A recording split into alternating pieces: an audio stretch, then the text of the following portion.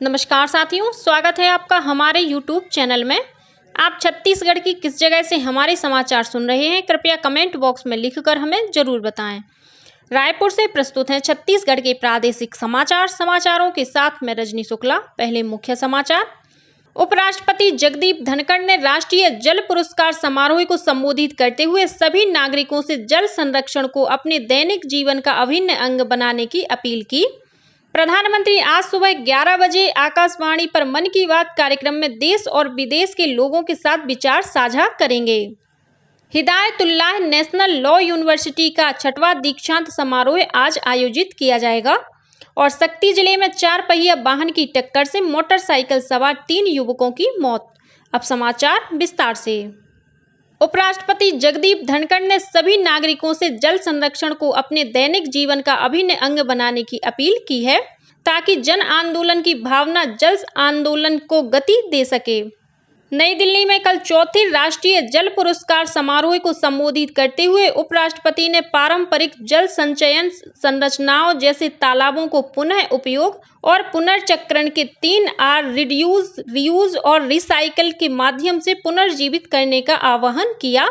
जल संसाधन प्रबंधन के क्षेत्र में उनके अनुकरणीय कार्य के लिए विजेताओं को बधाई देते हुए उपराष्ट्रपति ने पंचायत, राज्य और राष्ट्रीय स्तर पर सभी जनप्रतिनिधियों से जल संरक्षण को प्राथमिकता देने और उदाहरण प्रस्तुत करते हुए नेतृत्व करने की बात कही। समारोह में 11 श्रेणियों में 41 विजेताओं को सम्मानित किया गया। प्रधानमंत्री आज सुबह 11 बजे आकाशवाणी पर मन की बात कार्यक्रम में देश और विदेश के लोगों के साथ विचार साझा करेंगे। मासिक रेडियो कार्यक्रम की यह 102वीं कड़ी होगी। यह कार्यक्रम आकाशवाणी, दूरदर्शन और नरेंद्र मोदी मोबाइल ऐप के समूचे नेटवर्क पर प्रसारित किया जाएगा। आकाशवाणी, दूरदर्शन समाचार तथा सूचना और प्रसारण मंत्रालय के YouTube चैनलों पर इस कार्यक्रम का सीधा प्रसारण किया जाएगा। मन की बात कार्यक्रम हिंदी प्रसारण के तुरंत बाद क्षेत्रीय भाषाओं में भी प्रसारित किया जाएगा। प्रधानमंत्री नरेंद्र मोदी के नेतृत्व वाली केंद्र की NDA सरकार के 9 वर्ष पूर्ण होने पर शक्ति जिला भाजपा कार्यालय में विशेष जनसंपर्क कार्यक्रम के तहत वरिष्ठ कार्यकर्ता सम्मेलन और सम्मान समारोह का आयोजन किया गया। इस मौके पर वरिष्ठ कार्यकर्ताओं को गमछा और कमल फूल भेंट कर सम्मानित किया गया। कार्यक्रम में भारतीय जनता पार्टी पिछड़ा वर्ग मोर्चा के प्रदेश महामंत्री डॉक्टर खिलावन साहू ने कहा कि कार्यकर्ताओं के परिश्रम से ही केंद्र में नरेंद्र मोदी सरकार विभिन्न लोक कल्याणकारी कार्यों को पूरा करने में सफल रही है। वहीं मालखरौदा के सद्भावना भवन में भी केंद्र की मोदी सरकार के 9 वर्ष पूर्ण होने पर लाभार्थी सम्मेलन का आयोजन किया गया। इस दौरान 350 लोगों को सम्मान किया गया।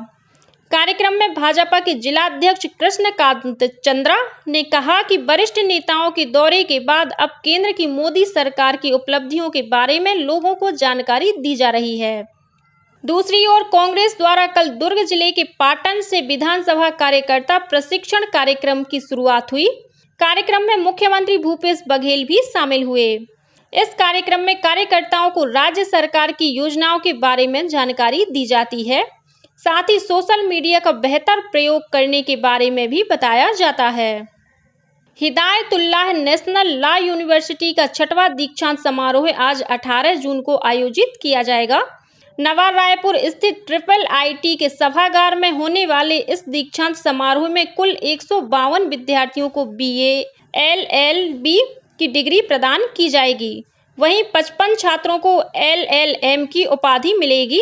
इसके अलावा विश्वविद्यालय के ही 2 अध्यापकों को PhD भी प्रदान की जाएगी। दीक्षांत समारोह के मुख्य अतिथि सर्वोच्च न्यायालय के पूर्व न्यायाधीश जस्टिस MR शाह होंगे। जस्टिस शाह इस अवसर पर दीक्षांत उद्बोधन भी करेंगे। वहीं सर्वोच्च न्यायालय के न्यायाधीश और विश्वविद्यालय के कुलाध्यक्ष न्यायमूर्ति अनिरुद्ध बोस दीक्षांत समारोह की अध्यक्षता करेंगे। समारोह के दौरान विश्वविद्यालय के कुलाधिपति और छत्तीसगढ़ उच्च न्यायालय के मुख्य न्यायाधीश रमेश सिन्हा विद्यार्थियों को डिग्री प्रदान करेंगे। इस मौके पर मुख्यमंत्री भूपेश बघेल विशिष्ट अतिथि के रूप में उपस्थित रहेंगे। दीक्षांत समारोह के अवसर पर 13 स्नातक और 3 स्नातकोत्तर विद्यार्थियों को उनकी उल्लेखनीय शैक्षणिक उपलब्धियों के लिए 36 स्वर्ण पदक भी प्रदान किए जाएंगे। दीक्षांत समारोह का सीधा प्रसारण HNLU के यूट्यूब चैनल पर किया जाएगा। छत्तीसगढ़ में सहायक शिक्षक और व्याख्याता की भर्ती में अतिथि शिक्षकों को बोनस अंक दिया जाएगा। लोक शिक्षण संचालनालय ने कहा है कि अतिथि शिक्षक 20 जून तक कार्यालयीय समय में बोनस अंक के लिए अपना प्रमाण पत्र प्रस्तुत कर सकते हैं। निर्धारित तिथि और समय के बाद प्रस्तुत प्रमाण पत्र पर किसी भी प्रकार से विचार नहीं किया जाएगा और बोनस अंक दिया जाना संभव नहीं हो पाएगा। गौरतलब है कि राज्य शासन के आदेशानुसार प्रदेश में शिक्षकों की लगभग 12,500 पदों पर भर्ती की जा रही है। शिक्षा विभाग के स्कूलों में कार्यरत अतिथि शिक्षक को प्रत्येक वर्ष के लिए 2 बोनस अंक तथा अधिकतम 10 अंक संचालक लोक शिक्षण संचालनालय द्वारा प्रमाण पत्र जारी किए जाने पर दिए जाएंगे। लोक शिक्षण संचालनालय द्वारा इस संबंध में अतिथि शिक्षकों को प्रमाण पत्र जारी करने की प्रक्रिया निर्धारित करते हुए जिला शिक्षा अधिकारियों को आवश्यक कार्यवाही करने को कहा गया है। शक्ति जिले में कल 4 पहिया वाहन की टक्कर से मोटरसाइकिल सवार 3 युवकों की मौत हो गई। मिली जानकारी के मुताबिक हसौद थाना क्षेत्र के ग्राम रनपोटा निवासी 3 युवक मोटरसाइकिल में सवार होकर जा रहे थे। इसी दौरान अज्ञात 4 पहिया वाहन ने मोटरसाइकिल को टक्कर मार दी। इस घटना में तीनों युवक गंभीर रूप से घायल हो गए। इनमें से 2 युवकों को मालखरौदा और 1 युवक को डभरा अस्पताल ले जाया गया, जहां इलाज के दौरान इन तीनों युवकों की मृत्यु हो गई। सोशल मीडिया में वायरल वन रक्षक भर्ती के लिए रकम की मांग करने के मामले में तेलीबांधा थाना पुलिस ने अमलीडीह की एक महिला को गिरफ्तार किया है। राज्य शासन द्वारा विभिन्न विभागों के रिक्त पदों पर भर्ती के लिए आरोपी महिला लोगों को नौकरी लगाने का झांसा देकर अपना शिकार बना रही थी। आरोपी के पास से लैपटॉप, कंप्यूटर, आवेदन पत्र, मोबाइल फोन और रजिस्टर सहित अन्य दस्तावेज जब्त किए गए हैं। वन परिक्षेत्र रायपुर में कार्यरत वन परिक्षेत्र अधिकारी ने तेलीबांधा थाने में इस संबंध में रिपोर्ट दर्ज कराई थी।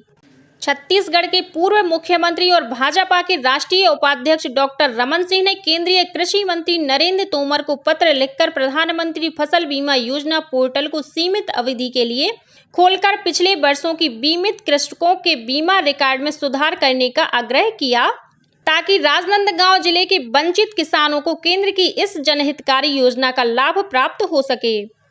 राष्ट्रीय स्वयंसेवक संघ के 5वें सरसंघ चालक कुप्पा हाली सीतारमैया सुदर्शन की पुण्य स्मृति में आज 18 जून को श्री सुदर्शन प्रेरणा मंच द्वारा रायपुर में व्याख्यान माला का आयोजन किया जाएगा। इसमें सुप्रीम कोर्ट के वकील अश्विनी उपाध्याय अपने विचार रखेंगे। कार्यक्रम में राम राज्य की कल्पना पर आधारित विचारों पर चर्चा की जाएगी। रायपुर जिले के ग्रामीण क्षेत्रों में आगामी 19 से 21 जून तक आयुष्मान कार्ड पंजीयन के लिए 3 दिवसीय महाअभियान चलाया जाएगा। इस दौरान छूटे हुए पात्र राशन कार्ड हितग्राहियों के आयुष्मान कार्ड का पंजीयन किया जाएगा। जिला पंचायत के मुख्य कार्यपालन अधिकारी अविनाश मिश्रा ने बताया कि सभी जनपद में ग्राम और पंचायत वार शिविर लगाकर तथा घर घर जाकर छूटे पात्र राशन कार्ड धारी हितग्राहियों के आयुष्मान कार्ड का पंजीयन किया जाएगा। और अब पेश है मौसम का हाल। प्रदेश में इन दिनों भीषण गर्मी पड़ रही है। ज्यादातर इलाकों में दिन का तापमान सामान्य से 4 डिग्री या उससे भी अधिक है। मौसम विभाग के अनुसार अगले 24 घंटों के दौरान बालोद, बस्तर, धमतरी, कबीरधाम, कोरबा, सरगुजा सहित राज्य के 18 जिलों में लू चलने की संभावना है। इस बीच मौसम विभाग ने आगामी 24 घंटों के दौरान प्रदेश में 1-2 स्थानों पर हल्की वर्षा या गरज चमक के साथ छींटे पड़ने की संभावना भी जताई है। इसके अलावा कुछ एक स्थानों पर अंधड़ चलने और वज्रपात होने की भी चेतावनी दी गई है। और अब कुछ अन्य खबरें संक्षेप में। एक भारत श्रेष्ठ भारत युवा संगम कार्यक्रम के तहत नागालैंड से युवाओं का दल इन दिनों छत्तीसगढ़ प्रवास पर है। इन युवाओं ने कल भिलाई स्टील प्लांट का भ्रमण किया। कोंडागांव जिले की ग्राम पंचायतों में इसी माह ग्राम सभा का आयोजन किया जाएगा। इस संबंध में कलेक्टर दीपक सोनी ने परिपत्र जारी कर ग्राम सभा के लिए एजेंडा निर्धारित किया है। आगामी बारिश के मौसम में संभावित बाढ़ को देखते हुए हसदेव बैराज के आसपास बसाहटों को एहतियात के तौर पर हटाने के निर्देश दिए गए हैं। वहीं संभावित बाढ़ प्रभावित स्थलों का चिन्हांकन भी किया जा रहा है। जिला रोजगार और स्वरोजगार मार्गदर्शन केंद्र रायपुर द्वारा आगामी 19 जून को पुराना पुलिस मुख्यालय स्थित जिला रोजगार कार्यालय में सुबह 11 बजे से दोपहर 2 बजे तक जॉब फेयर का आयोजन किया जाएगा। रायपुर जिले में 16 जून से 15 अगस्त तक मछली पकड़ने पर रोक लगा दी गई है और कोरबा रेलवे पुलिस ने रेल लाइन की चोरी के मामले में 6 आरोपियों को गिरफ्तार किया है। आरोपियों के पास से चोरी का सामान बरामद कर लिया गया है। इसी के साथ छत्तीसगढ़ के समाचारों का ये बुलेटिन समाप्त हुआ। नमस्कार।